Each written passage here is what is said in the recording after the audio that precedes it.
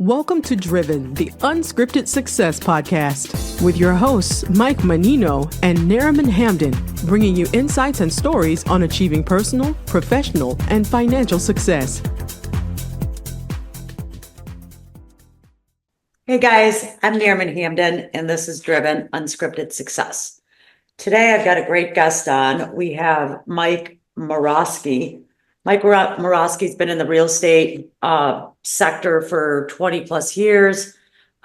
He raises capital for real estate, does a lot of syndications and multi-units.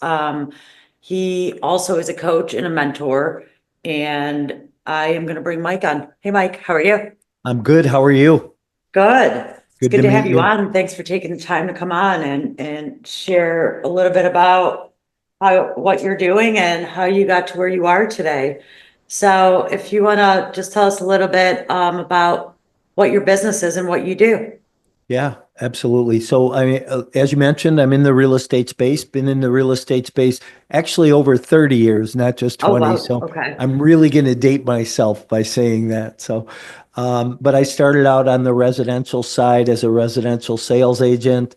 Prior to that, I had a contracting business in the northwest suburbs of Chicago and went into real estate, sold hundreds of houses a year with a team that I had put together, and went in the apartment business in 2005. And I always say that I wish I would have went into the apartment business earlier because it's my passion, it's in my blood, it's my DNA.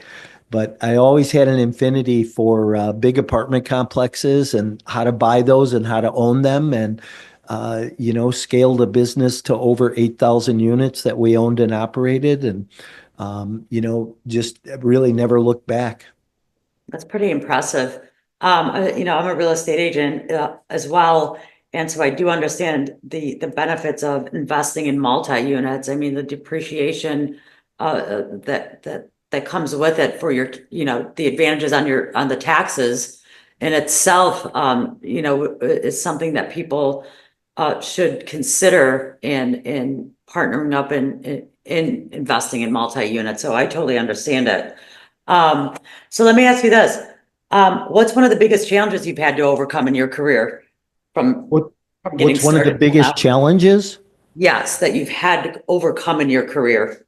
2008, when the world Mhm. went into the worst economic crisis and getting crushed, and losing everything. And as a result of, building $100 million company in a very short period of time, and I always tell people I made 5 mistakes along the way.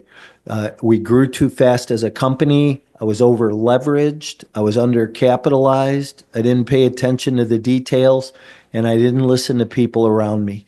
And I wound up actually getting sentenced to 10 years in federal prison on wire fraud and mail fraud charges for the movement of money and for non-disclosure issues. So I had moved money back and forth from profitable to non-profitable companies. And, it was legal to do that. And my accountant and my attorney said, just put the money back when the markets change, leave a paper trail.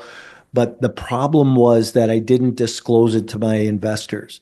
And, Naren, we're both in an industry that, disclosure is so important that, Absolutely. if you don't tell your buyers, if you don't tell your investors what you're doing or what's going on, there's consequences for that. So Absolutely. I mean, sorry to hear that, that's a severe consequence for you. So I'm sorry to hear that, but looks like you came out and rebuilt so far. yeah, so interesting. I would have thought, and maybe a lot of people even think, oh my God, your life would be over, right? But I have a very resilient attitude and want to, prove a point that you don't have to let your past dictate your future. So, while I was gone, I wrote a couple of books. I wrote an ethics course. I taught real estate investing and property management ethics in prison for 6 years. I went to college, got a bachelor's degree. I was on an outreach program. I went into the community and told my story to small business owners and college students. Came home, thought I was going into coaching and training business, which I did. Found a multifamily property to buy along the way, and wound up getting approved by the SEC to go back and be an issuer of securities and raise capital again. So it's kind of funny. My life has gone in a circle, but back doing what I absolutely love to do, and doing things differently today and avoiding those mistakes. Good, good. So let me ask you a couple questions here. So how do you deal with taking risks? Like, is there a time when rolling the dice really didn't work out for you? Besides like 2008, obviously. Yeah. So, I think I used to be a really big risk taker. And we've all heard that cliche, ready, aim, fire. I was always a fire, aim, ready guy. Okay. But today I'm more calculated in my risks. I look at things a lot differently.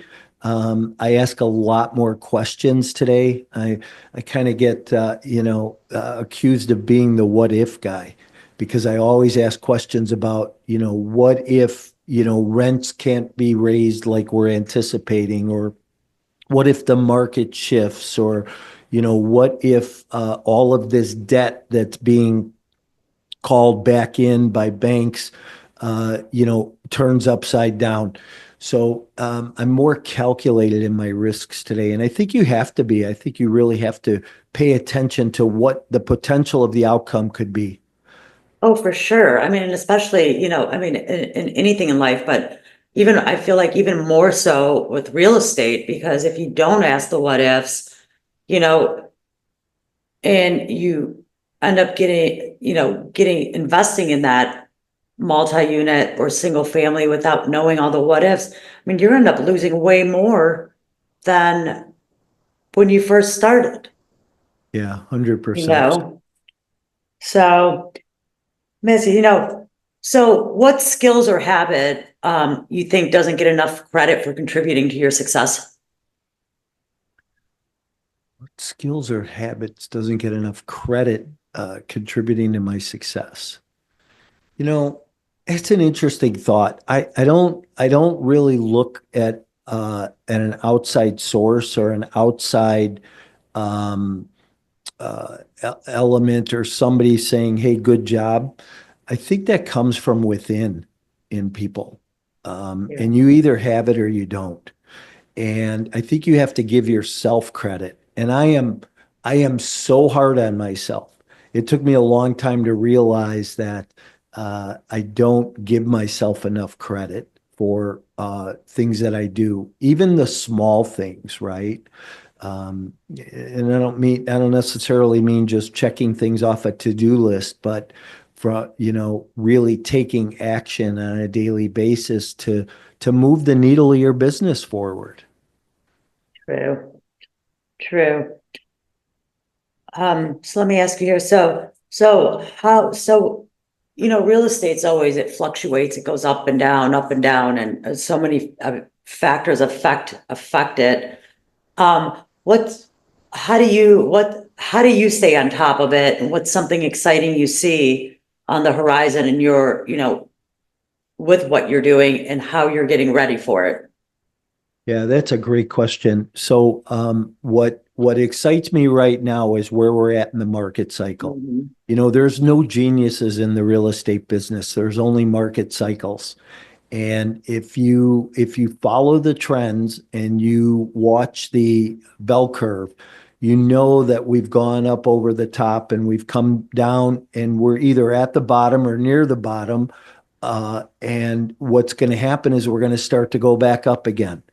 And, I'm excited about being in a position that I can be in front of the next bull run, and that I can help my investors achieve, some wealth by being in front of that next bull run. as we start to, that cycle is in four quadrants, and we're definitely in the fourth quadrant. And as we go back into that first quadrant of the next cycle, I think there's going to be more millionaires made and a bigger distribution of wealth or redistribution of wealth than the country's ever seen in the past. And what do you think is contributing to that primarily? Well, it's the market cycle. So primarily, I think it's because interest rates have been so low.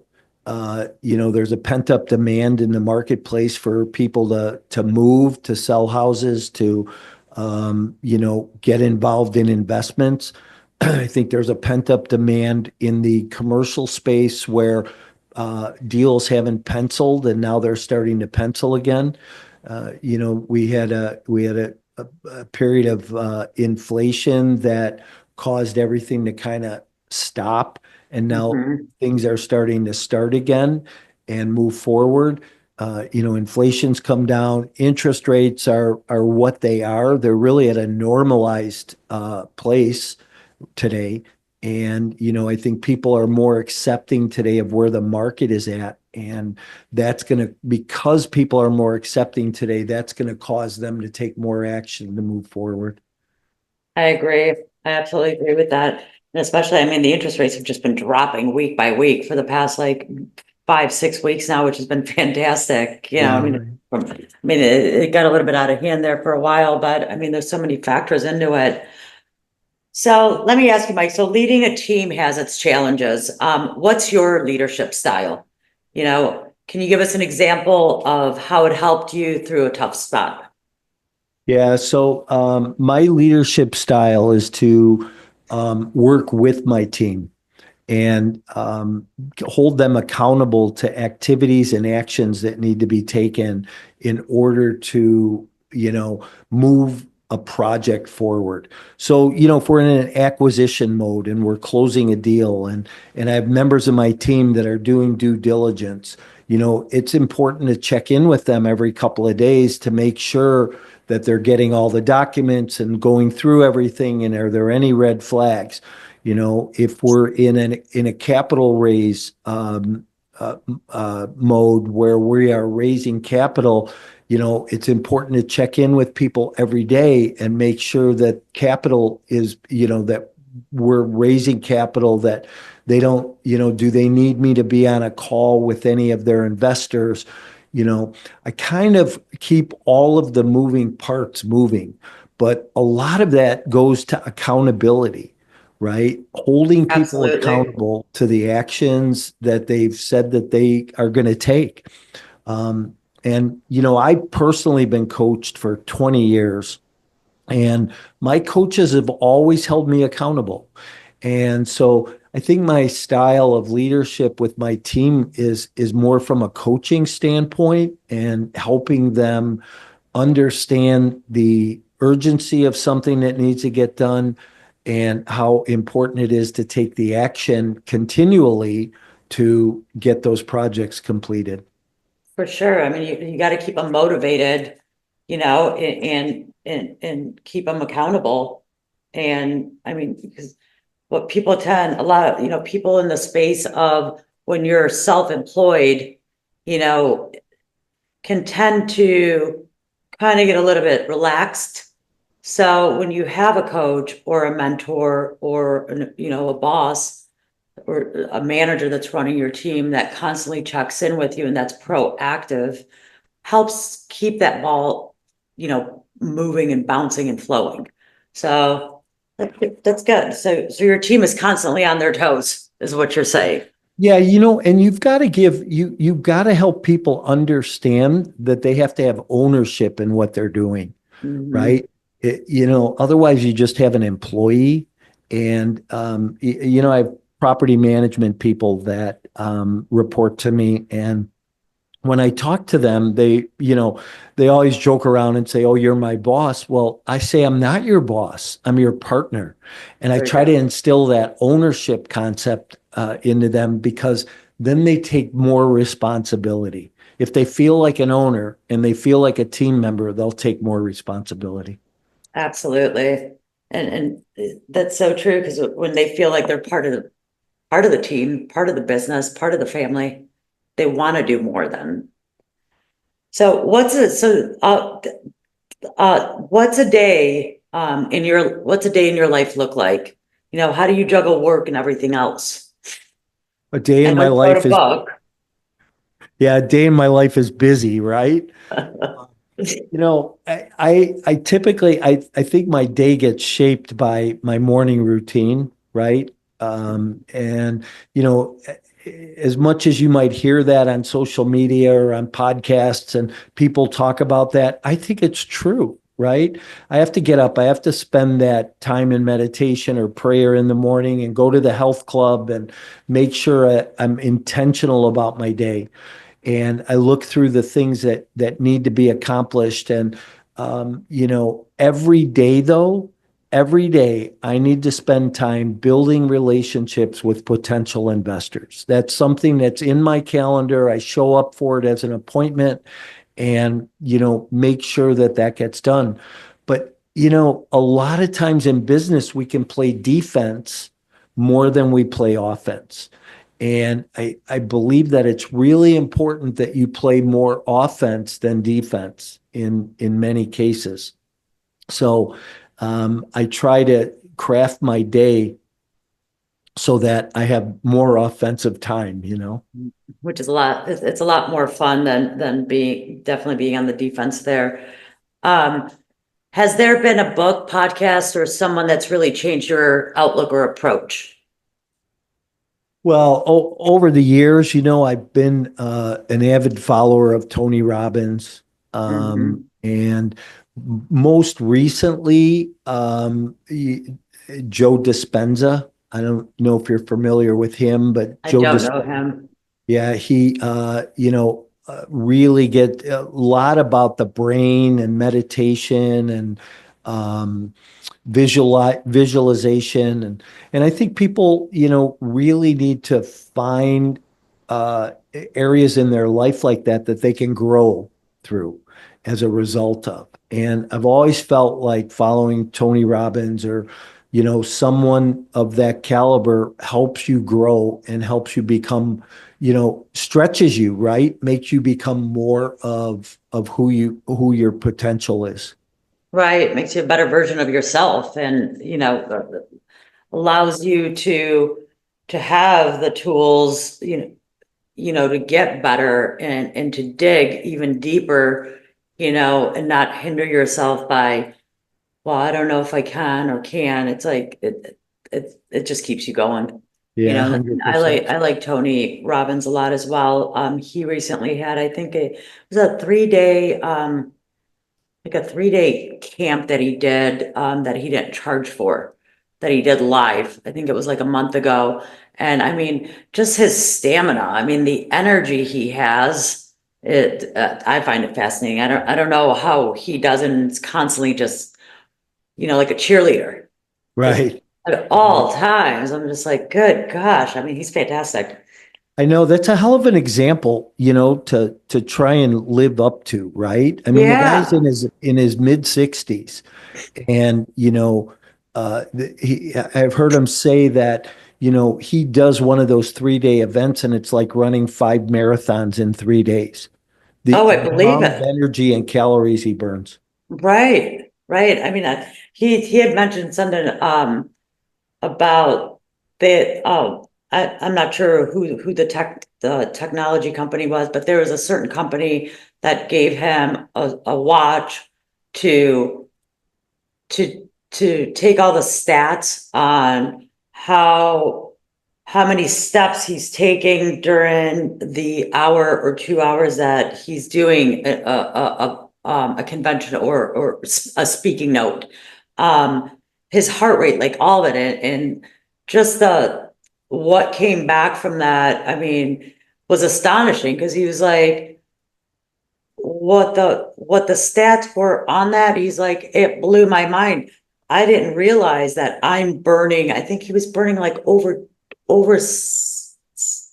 between 6 and 10,000 calories in those couple of hours of Right, just, I mean, insane, insane. right, right. So how do you tackle learning new things, especially stuff that's like out of your comfort zone? Um, that's an interesting question. I think I look at it two ways, right? Either something you're forced with that you have to learn and you've got to do it right now, or something that you want to learn that you are, going to take your time at learning it. Um, I think the most interesting thing lately has been, AI and using Chat GPT and, um, teaching myself how to use it, but teaching Chat GPT who I am, right? Mhm. So that I get different answers. And, I think I like to learn. I'm always, I've been in this business 30 years and I continue to go to events. I continue to get coaching because I don't believe I know it all. And I think when you think you know something fully and you know everything, that it hampers your personal growth. And and none of us grow professionally unless we're growing personally. Absolutely. Absolutely. So if someone's listening in right now and is interested in or starting out in the real estate business and wants to get into raising money, raising capital, exactly what you're doing, what's a tip that you could give them? Yeah, it's about relationships. So raising capital or anything in the multifamily space is about relationships. And there's different buckets of relationships, but um, the biggest tip in raising capital today is building good, strong relationships with investors and having good, strong follow-up techniques. You know, when I sold residential real estate, you used to be able to follow up 3 or 4 times with people. And when I started raising capital, I realized that I was going to have to follow up probably double that. So 5 or 6 times with people. Today, it's more like 12 to 15 times. And people get worn out along the way. They don't want to make those calls anymore. They think people are sick of listening to them or, they haven't made a decision. But follow up is critical in anything that we do. That couldn't be more true, especially with, having investors, you have to constantly check in, let them know what's going on, what's coming up, just being present, you Right. know? So let me ask you, as we're wrapping up our interview, what exciting plans or initiatives do you have in the works for the next 6 to 12 months? What do you got going on? Yeah. So we're still raising capital on a couple of deals that we closed last year. We bought about 400 units last year in Tulsa, Oklahoma. Um, we have a new venture that we're working on in the light industrial space. And then, the goal this year is to buy another 500 multifamily units. So we're always looking for people to join our team or become an investor with us and be able to realize, and I really, it's not just about investing, but what can I do for the investors? And there's 4 buckets that I really try to fill for people for that, and that is preservation of capital, so making sure that their capital is safe in the brick and mortar, uh, create cash flow for them. Everybody'd like a little bit more cash flow on an annual Mhm. basis, create generational wealth, that long-term wealth for people, and then, some tax planning strategies where, hey, we make more money if we pay less in taxes. So how do I provide that strategy for people? So we do that through our multifamily offerings and our light industrial offerings. And, have, as I mentioned, the goal this year is just to grow the portfolio. That's wonderful. So if anyone listening in right now wants to get a hold of you or wants to become an investor or knows somebody that could use your help, how would they get a hold of you? Yeah, thanks for asking. So, first of all, anywhere on social media, right? Any platform you're on, whether it's Instagram, TikTok, LinkedIn, Facebook, we're out there. You can follow us, subscribe to our YouTube channel, or and get constant, relevant information. I have a couple podcasts. I do a Saturday show that is called Multifamily Unplugged. And then I also have a podcast called Insider Secrets, the home of capital raisers. And so also, I just came out with my third book. If anybody's interested in the multifamily business, it's Multifamily Investment Secrets, your explosive guide to wealth in the multifamily business. And you can just go to Multifamily Investment Secrets and get a copy of that. So,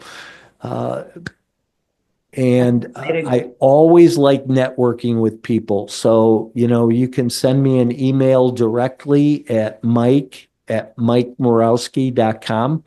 And I'd love to get on a call with you and talk about your real estate investing journey. That's fantastic. Well, thank you so much for coming on. I really enjoyed chatting with you. I like your story. I mean, what a comeback, Yeah, thank you. well done. A perfect example of, it's even when the worst that can go wrong goes wrong, you have to learn from it and just keep moving forward, and you're a perfect example of that. So well done. Yeah, thank you. I appreciate that. Thanks, guys. Thanks for listening in. Thanks. Thanks for listening to Driven, the Unscripted Success Podcast. Want to share your story? Apply to be a guest at drivensuccesspodcast.com/guest.